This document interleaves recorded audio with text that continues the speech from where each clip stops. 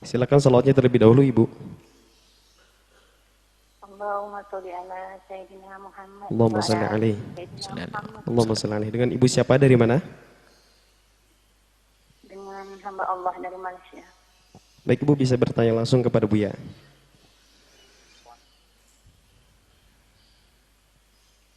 Assalamualaikum Buya. Waalaikumsalam warahmatullahi wabarakatuh. Semoga Buya, Umi dan semua para santri panjang umur Amin. dalam taat serta sehat walafiat. Amin, amin, amin. Begini Buya, apa yang harus saya lakukan antara terus mempertahankan rumah tangga saya atau harus berpisah? Sebentar, kurang jelas suaranya. Gimana Ibu? Antara apa? Harus bertahan atau harus berpisah, Bu ya? Dengan suami? Sudah mencoba bertahan cukup lama dan sudah berusaha juga melakukan apa yang selalu Buya sarankan. Permasalahannya apa? Suami pernah melakukan dosa besar ya. Baik. Dan sudah berusaha mengajak untuk memperbaiki rumah tangga kami. Tapi saya bertahan. Dan peristiwa itu sudah berjalan 4 tahun lebih. Bu. Masya Allah.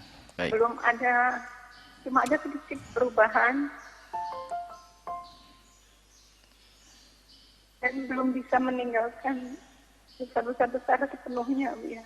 Baik, baik. Masya Allah.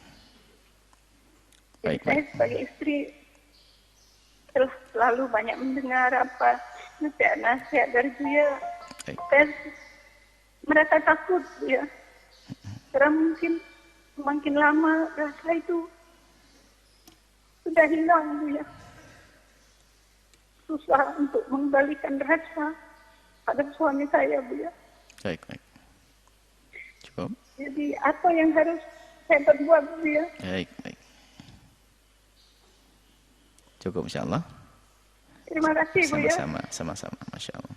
Assalamualaikum warahmatullahi wabarakatuh. Assalamualaikum warahmatullahi wabarakatuh. Yang pertama adalah seorang istri tidak boleh dibawa oleh praduga. Enggak boleh menduga suaminya ini itu hati-hati.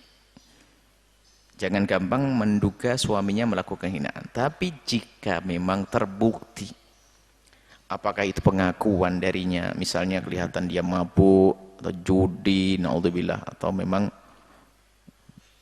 masalah perzinaan pun juga tidak ragu-ragu, dia ngomong cerita zina dan sebagainya, tidak sholat pun juga biasa, itu lain cerita. Terlihat di matanya dan jelas. Kalau masalah perzinaan jangan mendengar kata orang. Bisa saja orang lain menfitnah suami atau pasangan, orang mengatakan zina padahal tidak, hanya ingin menghancurkan rumah. Mungkin seorang laki-laki mengatakan pada seorang suami bahwasanya istrimu telah berzina kepadaku padahal tidak. Karena dia ingin merusak, hati-hati. Jangan gampang percaya omongan orang. Tapi kalau suami memang seperti itu dan sudah terlihat, sudah orang pada tahu dan sudah memang kerjaannya seperti itu, zina atau judi atau sholat, kemudian Anda mencoba mengingatkannya, membawanya kepada yang lebih baik, kok ternyata belum berhasil. Maka seorang istri punya hak, khususnya na'udzubillah kalau suami berzina. Kalau sudah suami tidak takut berzina, itu musibahnya besar sekali, kehinaan. Bahkan kadang na'udzubillah membawa penyakit kepada sang istri. Sang istri berhak untuk menjaga kesehatan dirinya. Dan juga berhak sang istri untuk menjaga kehormatannya, anak keturunan yang baik dari bapak yang baik. Tapi kalau suaminya sudah ahli fasik, orang fasik kayak begitu, maka dibenarkan seorang istri untuk minta cerai. Tapi ini dengan catatan, setelah bercerai harus dipikirkan pasca perceraian. Setelah perceraian seorang istri harus bisa menjamin kalau dirinya juga terbebas dari zina. Sebab biasa, kalau ada orang mau minta cerai dan sebagainya, yang kita tanya adalah setelah bercerai kamu bisa menahan enggak, untuk bisa menjaga kehormatan. Kadang na'udzubillah, setelah bercerai malah berzina karena dia menjadi janda, na'udzubillah. Hina dan hina dia, na'udzubillah. Alangkah banyaknya orang semacam ini.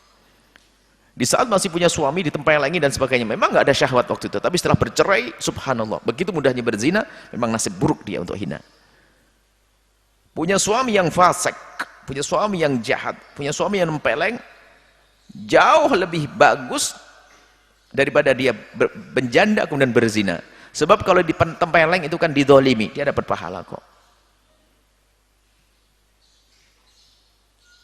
Dia berpahala, terjaga kehormatannya masih, nggak melakukan zina. Tapi zina adalah hina. Maka seorang istri yang suaminya melakukan kefasikan kemudian tidak bisa berhenti, maka seorang istri berhak minta cerai. Tapi ingat, pastikan setelah cerai Anda harus pasti bisa menjaga kehormatan Anda. Kalau Anda khawatir masuk dalam wilayah zina, biarkan punya istri semuanya suami semacam itu, lanjutkan. Karena apa? Itu lebih aman bagi Anda. Karena orang itu bermacam-macam, seorang wanita itu bermacam-macam. Ada yang syahwat yang tinggi, sehingga mungkin pisah dari suaminya sudah nggak bisa lagi. Cerai dari suaminya sudah kebingungan. Sementara suami tidak bisa dicari dalam sehari 2 hari. Maka yang bisa mengukur diri Anda sendiri. Secara hukum boleh, Anda sah. Kalau Anda minta cerai sudah tidak terkutuk lagi. Karena apa? Suami Anda fasik. Tapi yang harus Anda pikirkan adalah setelah perceraian Anda bisa mempertahankan kehormatan Anda atau tidak.